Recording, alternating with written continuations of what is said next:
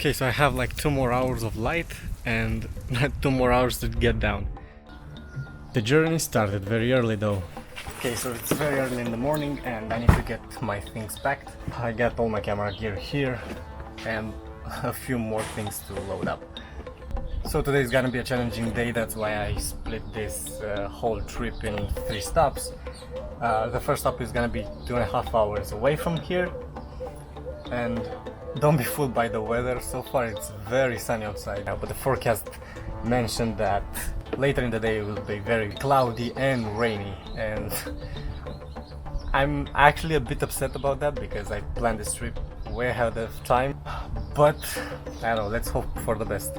First we're going to a medieval tower. It's a good start. I'm feeling good. Even though I slept only 4 hours, I'm feeling very energetic because I'm excited about this trip. We're going to stop at a medieval tower, I believe, and get some photos there. To give you some historical context for this first location, this tower is the last standing tower of a fortress once called the Ica fortress. Now there are a lot of tales and rumors about this fortress. There are some rumors that it was built by giants or that its walls were divinely protected. Clearly that's not the case, as the fortress does not exist anymore, and the only thing standing is this rebuilt tower from the southern part of the fortress. Now this was a quick stop just to warm up for the day. I just took a few photos.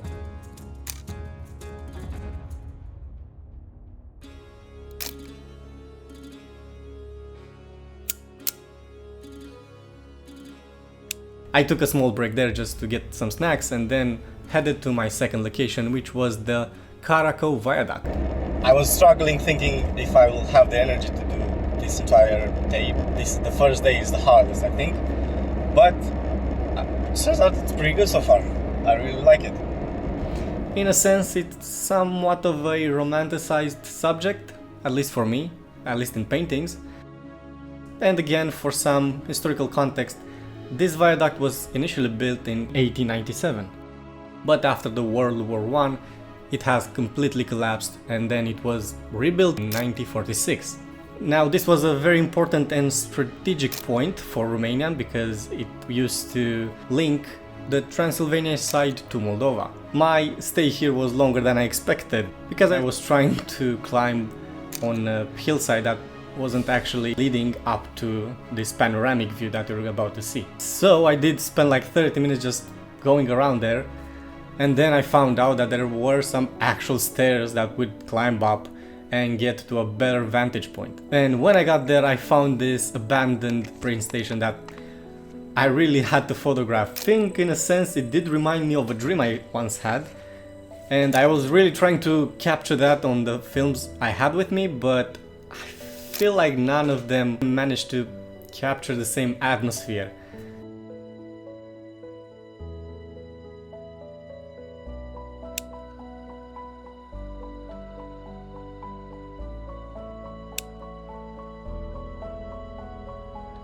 So this was another small detour that took like 30 minutes, and then in the end I did shoot this viaduct from the vantage point that I initially saw it online from.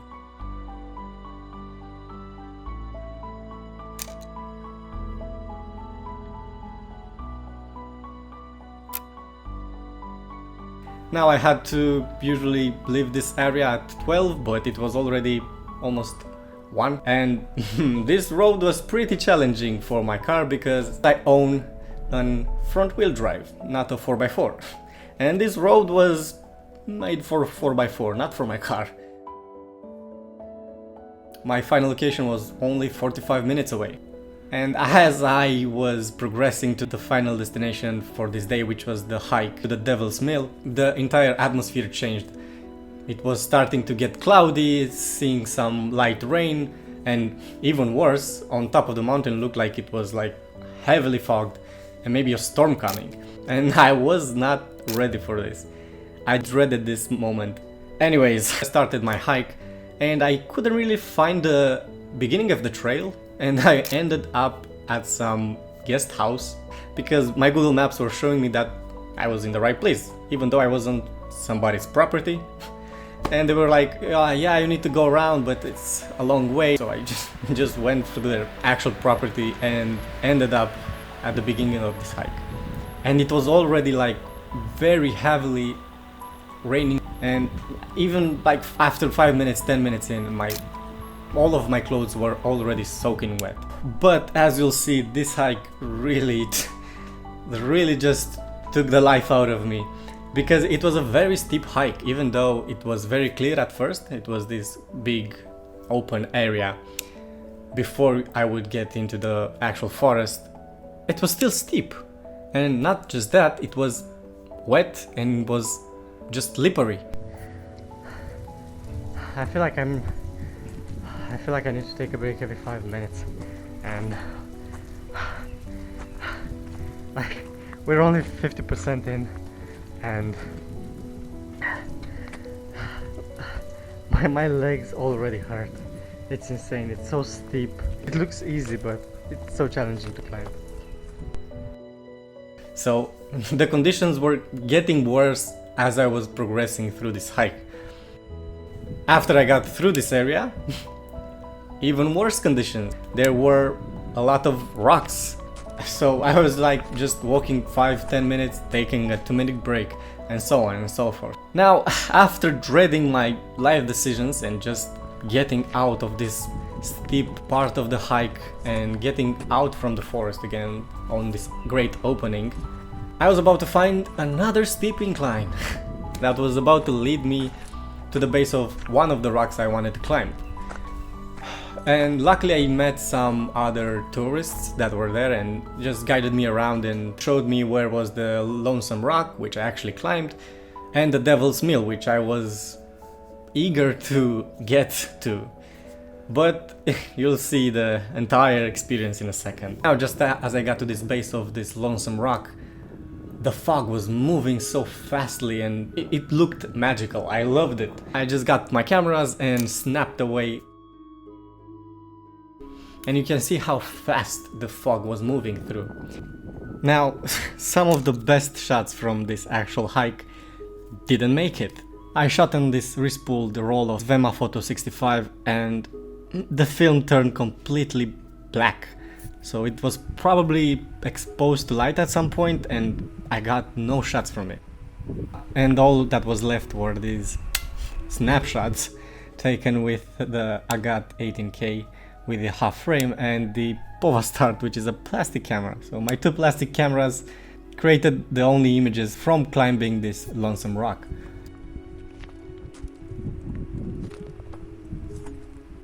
And this was the most beautiful part of this entire hike. And it was pretty disappointing to not get my images, but upon editing the video, I just saw this. And you can see for like a split second, my camera hits a rock and the back just opens. And I think that was the moment that just exposed the entire film. Maybe it was that, maybe it wasn't, but yeah, very unfortunate.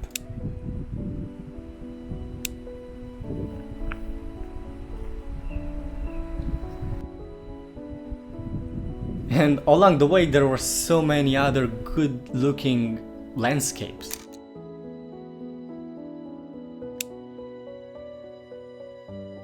And I was shooting with a lot of equipment. My actual backpack had like 10 to 15 kilos just full of cameras. And because I couldn't sleep, let me show you all the cameras I'm going to take with me. Of course I'll be bringing my 3 Ricoh TLSs. All are going to be loaded with different films. For medium format I'll get the Zeiss Conta as well.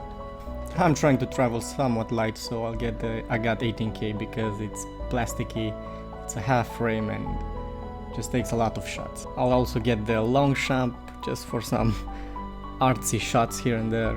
I'll also pack this 3D camera, although I'm not sure when I'm going to use it or if I'll use it. I'll also pack this Chinon Genesis camera just to test it out. And of course the Pova Start, I'm giving it a second chance here. Just because it's light and shoots 120 film.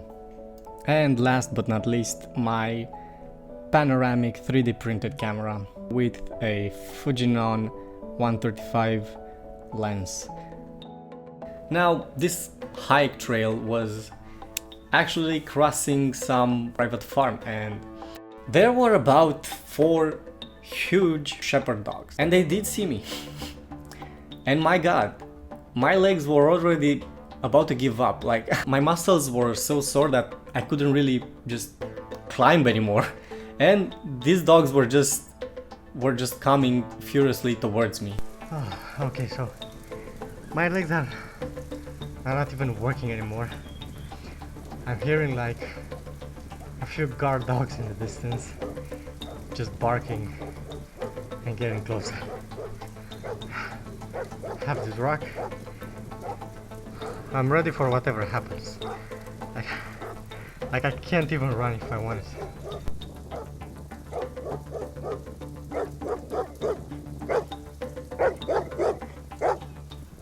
It might seem very scary, but in my mind in that moment I had no fear. I either have to fight them if they're aggressive, or just keep my ground, stay calm and see what happens. Only 2 of them came closer to me and they started to, sniff around, see if I'm friendly or not. And seeing as they were not as aggressive, I felt a relief. And I even started calling them cute and petting them. And this big dog, which was probably their boss, actually, he gave me his paw. His both paws. He actually saluted me. I was mind blown at that point. It felt like I was dog whispering. So yeah, I'm happy nothing happened there. They saluted me. I was like, okay, I'm going to go. I'm on my way. And they just left. I left. And it was peaceful. And after that tense moment, everything I needed was another steep incline through the woods. Oh, and again, you need to understand, because my knees were at their tipping point. I could feel only pain in my knees. There was so much pain in my knees, so I really had to take very continuous breaks through this hike. But I really wanted to get there, and the conditions were so magical. Like, when are you going to get this fog again? The rain stopped, there was just fog, and the clouds were moving so fast. So I continued, and I got to this opening again, to this kind of a plateau. I was actually on the top of these actual peaks, and now I had to go around them. I saw these pines laying around, and they were so beautifully isolated by the fog. And again, I snapped a lot of photos at this plateau.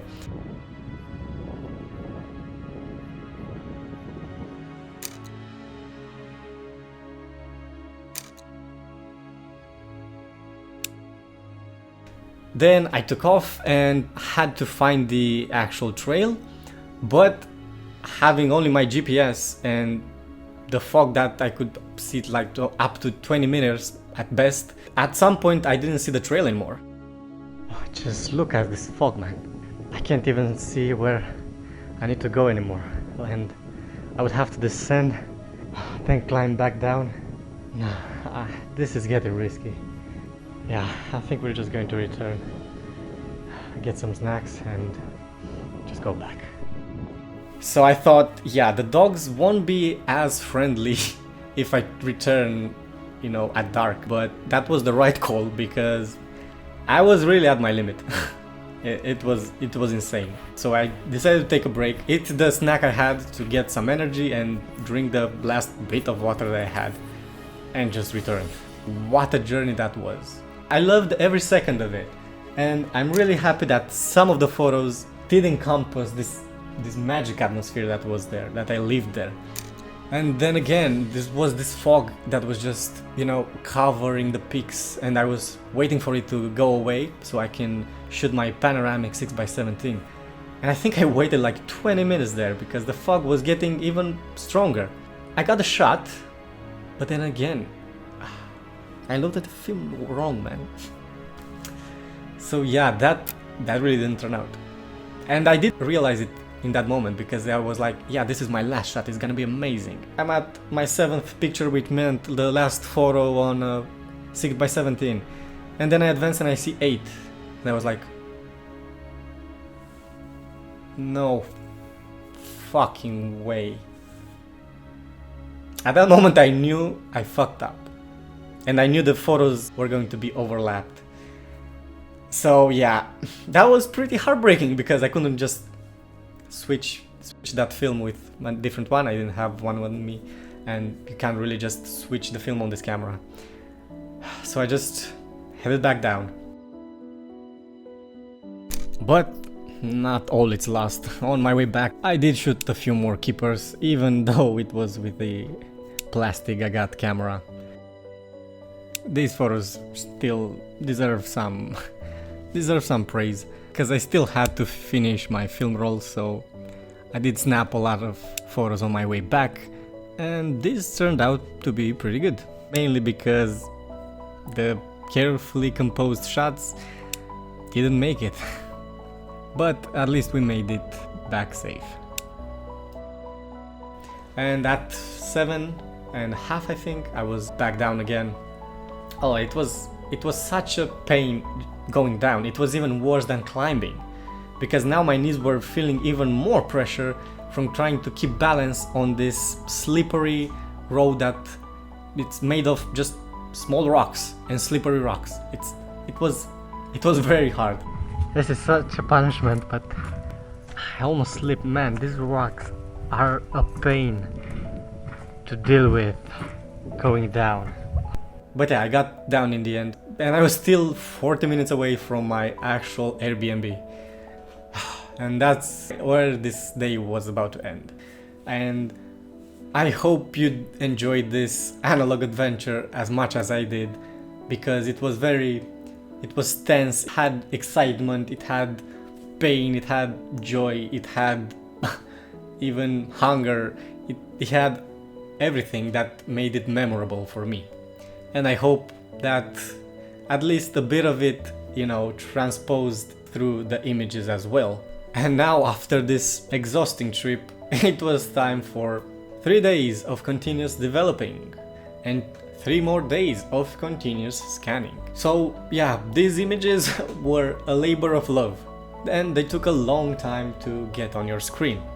So, make sure to show them some love by liking the video and subscribing, so you never miss the actual part 2 of this trip and see more analog adventures that I have in store for you. Now, you'll see that some of my cameras got fogged, some photos were blurry, some photos were out of focus. All in all, it amounted to a very unique experience and some beautiful images in the end.